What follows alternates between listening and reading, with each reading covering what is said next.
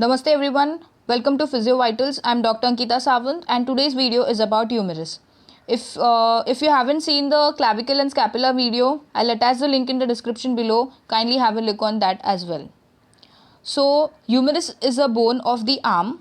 It's the longest bone of the upper limb. It has upper end, lower end and a shaft. Moving further to side determination. The upper end is rounded. As you can see here, the upper end is rounded because it consists of head. Upper end is rounded, lower end is expanded. As you can see in the diagram, lower end it is expanded than the upper end. It is round, upper is rounded, this is expanded. Head is directed medially, upwards and backwards. As you can see here, head, this is the right humerus. It is directed upwards, medially and backwards. Alright.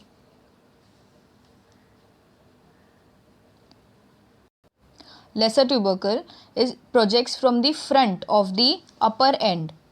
This is lesser tubercle. So projects from the front of the upper end and is limited laterally by the intertubercular sulcus or bicipital groove. Moving further to the features. Features of upper end. The head is directed medially, backwards and upwards as I have mentioned before. It articulates with the glenoid cavity of the scapula to form the shoulder joint. The head forms about 1/3 of a spear and is much larger than the glenoid cavity. The line separating the head from the crest of the upper end is called anatomical neck. So this line over here, it separates the head from the rest of the humerus. That's why it is called as anatomical neck. Lesser tubercle. So it is an elevation on the anterior aspect of the upper end. This is lesser tubercle. So that's the elevation on the anterior aspect of the upper end. Greater tubercle is an elevation that forms the lateral part of the upper end. Its posterior aspect is marked by 3 impressions: upper, middle and lower. The bicipital groove or intertubercular sulcus separates the lesser tubercle medially from the anterior part. See, this area between the lesser and greater tubercle is the bicipital groove, or also it is called intertubercular sulcus. So that it separates the lesser tubercle medially from the anterior part of the greater tubercle laterally. Alright. So it separates lesser and greater tubercle. The sulcus has medial and lateral lip. So this is the medial lip and this is the lateral lip of the bicipital groove. Represents downward prolongation of the lesser and greater tubercle. The narrow line separating the upper end of the humerus from the shaft is called surgical neck. This over here is surgical neck. Moving on to the shaft area. The shaft is rounded in the upper half and triangular in the lower half. It has 3 borders and 3 surfaces. So we'll first see the borders. The upper 1/3 of the anterior border. See this over here, this is all anterior border. Alright. So the upper 1/3 of the anterior border forms the lateral lip of the bicipital groove. So this is bicipital groove, its lateral border is this and it is formed by later down it is formed as anterior border. Moving further, in its middle part it forms the anterior margin for deltoid tuberosity. The lower half of the anterior border is smooth and rounded. Here it provides the deltoid tuberosity, margin for deltoid tuberosity. Moving further to lateral border. So here this is lateral border. The lateral border is prominent only at the lower end where it forms a lateral supracondylar ridge. This area, supracondylar ridge. In the upper part it is barely traceable up to the posterior surface of the greater tubercle. In the middle part it is interrupted by radial or spiral groove. This area is this oblique area. From here radial nerve passes. So that is why it is called as groove for radial nerve. Now, pardon me, I have by mistakenly written posterior, so it should be medial border. So medial border, see, it forms the medial lip of the intertubercle sulcus. So this is the lesser tubercle. This is the medial border of bicipital groove. So this forms the medial border. Alright. So about its middle, it presents a rough strip. It is continuous below with the medial supracondylar ridge. Lateral border we have lateral supracondylar ridge. Likewise, we in medial part we have medial supracondylar ridge. So moving on to surfaces now. So anterior lateral surface. So this is anterior border. This is lateral. So this portion is anterior lateral. So it lies between the anterior and lateral border. The upper half of this surface is covered by deltoid. See, this upper half is covered by deltoid. A little above the middle, it is marked by V-shaped deltoid tuberosity, as we can see here. Deltoid tuberosity. Behind the deltoid tuberosity, the radial groove runs downwards and forwards across the surface. Moving further to anterior medial surface. It lies between the anterior and the medial border. This area is anterior medial surface. Its upper 1/3 is narrow and forms the floor of the intertubercle sulcus. A Newton foramen is seen on this surface in its middle near the medial border. Moving further to the posterior surface. It lies between the medial and lateral border. So this is the posterior surface. So posterior surface. Its upper end is marked by an oblique ridge. Upper end is marked by the oblique ridge over here. This. Then the middle 1/3 is crossed by radial groove. Here, radial groove. Moving further to the lower end. Lower end has capitulum and trochlea. Capitulum lies laterally, trochlea lies medially. So if we go medial to lateral, I have remembered this way that TC. TC catches us on the train. So TC, trochlea and capitulum. So from medial to lateral. So medially is trochlea, laterally is capitulum. So capitulum is a Latin word which means little head.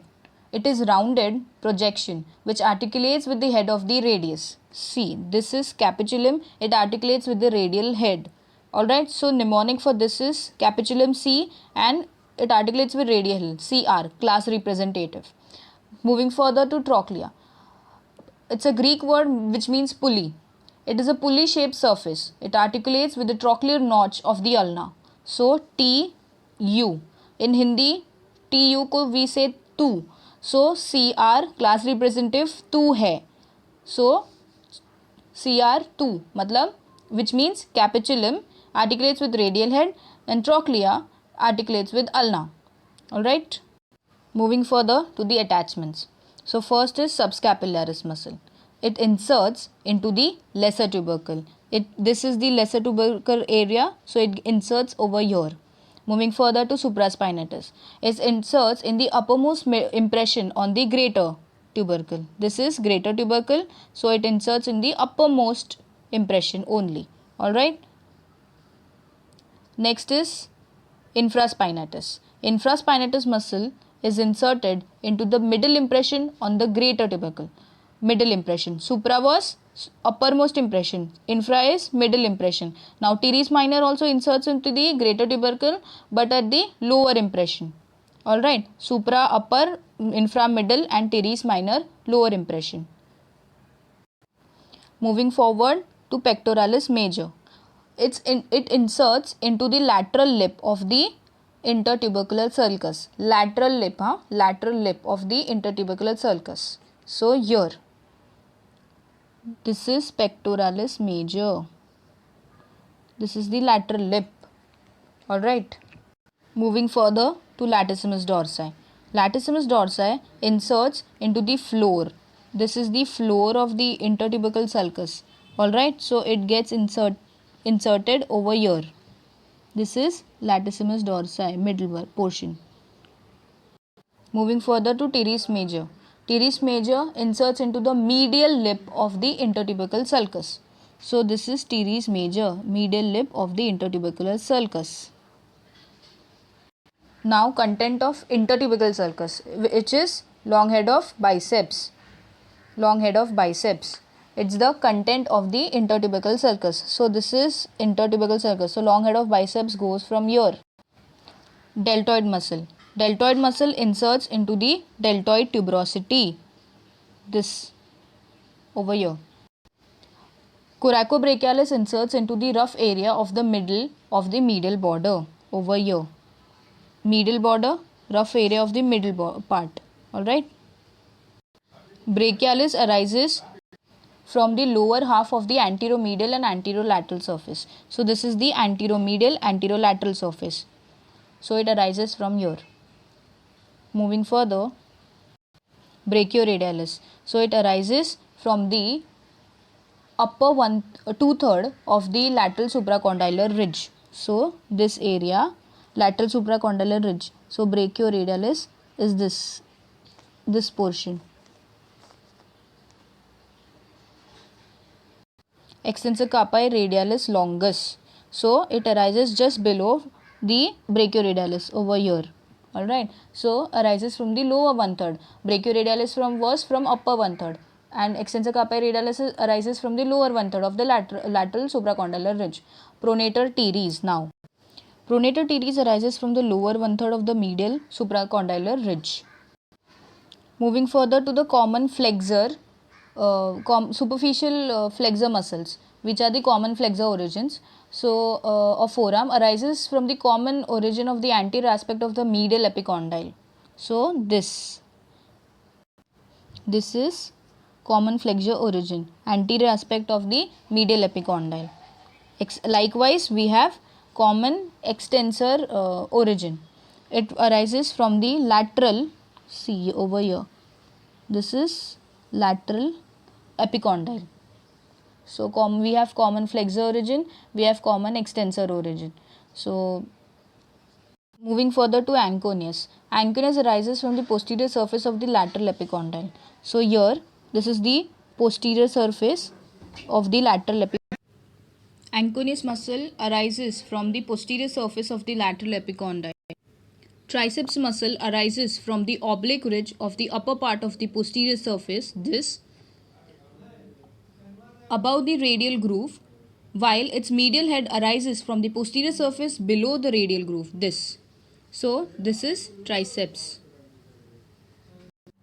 Moving further to capsular ligament of the shoulder. So it attaches to the anatomical neck. This is the capsular ligament of the shoulder. Next is capsular ligament of the elbow. This over here, this portion. So now attaches to the lower end of a line that reaches the upper limit of the radial. This is radial. Sorry, this over here is radial, and this is coronoid fossa anteriorly. This is the anterior part of the humerus, and posteriorly orecranon fossa. This is olecranon fossa over here. Alright, this is the posterior surface, this is the anterior surface. So that these fossae lie within the joint cavity. Medially, the line of attachment passes between the medial epicondyle and the trochlea. On the lateral side, it passes between the lateral epicondyle and the capitulum. Now we'll see the three nerves. They are directly related to the humerus and are therefore liable to injuries. So this is axillary nerve. This is axillary nerve at the surgical neck, radial nerve at the radial groove, and the ulnar nerve behind the medial epicondyle. Moving further to the ossifications. The humerus ossifies from one primary center, 7 secondary centers. The primary center appears in the middle of the diaphysis during the 8th week of the development. The upper end ossifies from 3 secondary centers. Now 7, as we have 7 secondary centers, in that upper end has 3 centers, one of head, one greater tubercle and one lesser tubercle. The upper end ossifies from 3 centers, one for the head first year में, one for the greater tubercle second year, and one for the lesser tubercle at the 5th year. The three centers fuse together during the 6th year to form one epiphysis. So all these centers, all the three centers fuses together during the 6th year to form one epiphysis, which fuses with the shaft during the 20th year. Alright, the epiphyseal line encircles the bone at the level of lowest margin of the head. This is the growing end of the bone. The lower end, now we'll see the lower end. Lower end has 4 centers which forms 2 epiphyses. Upper end forms has 3 centers and it forms 1 epiphysis. Lower end has 4 centers, 4 secondary centers, and it forms 3 epiphyses. The center includes one for the capitulum and the lateral flange of the trochlea at the 1st year, one for the medial flange of the trochlea at 9th year, one for the lateral epicondyle 12th year, and one for the lateral and all three fuses during the 14th year to form one epiphysis, which fuses with the shaft at about 16th year. The center for the medial epicondyle appears during 4 to 6 years, forms a separate epiphysis and fuses with the shaft during the 20th year. So this was all about the ossification. Moving further to the clinical anatomy. The common site of the fracture of humerus are the surgical neck, alright, the shaft and the supracondylar region. Now further, supracondylar fracture is common in young age. It is produced by a fall on an outstretched hand. The lower fragment is mostly displaced backwards. The lower fragment, this is the humerus. If the person has got fractured over here, this is the supracondylar ridge. If it's fractured, the lower fragment, this is mostly displaced backwards so that the elbow is unduly prominent. So if we'll see the elbow from the lateral view, the normal elbow should be like this, but in the supracondylar fracture it will go unduly backwards. Alright, unduly backwards. So this is the fracture part and this is the normal elbow. So unduly prominent and as in dislocation of the elbow joint. So this fracture is may cause injury to the median nerve. It may also lead to Volkmann's ischemic contracture caused by occlusion of the brachial artery. Alright, the 3 bony points of the normal elbow form the equilateral triangle in a flexed elbow and are in one line in an extended elbow. The humerus has a poor blood supply at the junction of its upper and middle third. Fracture at this side shows delayed union or non-union. The head of the humerus commonly dislocates inferiorly. So thank you. I hope the video was useful for you all. Stay tuned for the further videos. Next topic will be on radius bone. So thank you so much. Please like, share and subscribe to my channel. Have a nice day.